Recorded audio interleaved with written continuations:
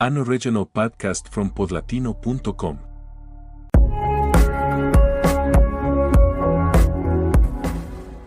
You don't always need an electric guitar to change the course of rock history.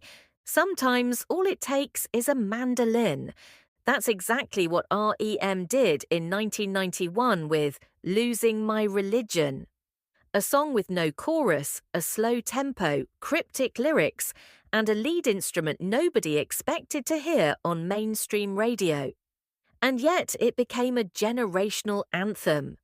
It was the start of the 1990s. The excesses of the previous decade were fading.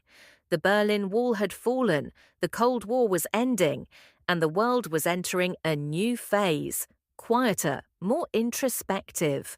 Somewhere in Georgia, a band led by a shy man with a nasal voice and cryptic lyrics released a track that seemed to break every radio rule. Peter Buck, R.E.M's guitarist, had bought a mandolin on a whim. While learning to play it, he recorded some ideas onto a cassette. One of those simple riffs became the foundation of Losing My Religion. Michael Stipe added a strange, ambiguous lyric filled with biblical imagery and emotional restraint. Despite the title, it wasn't about religion.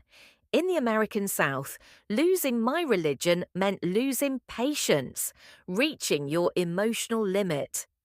And you could feel that tension in the circling melody, in Stipe's restrained delivery, in the aching repetition.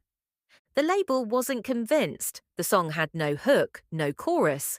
It was slow, weird, radio unfriendly. But R.E.M. insisted.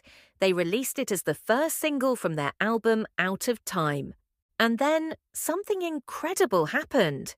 Losing My Religion exploded. It was everywhere, on MTV, on the radio, in people's headphones. The music video, directed by Tarsum Singh, was a surreal, artistic statement.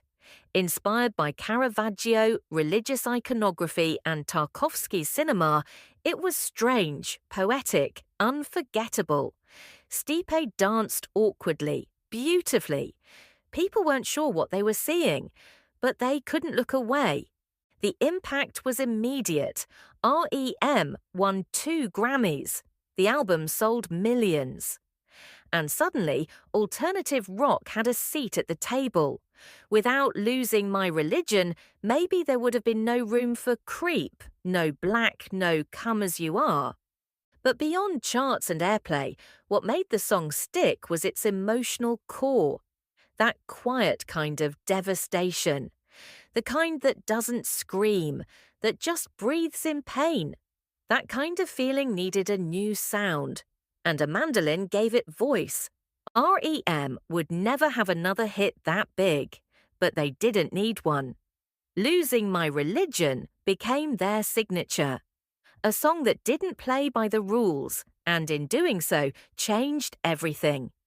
Sometimes the soundtrack of a generation isn't a scream, it's a whispered breakdown with a mandolin.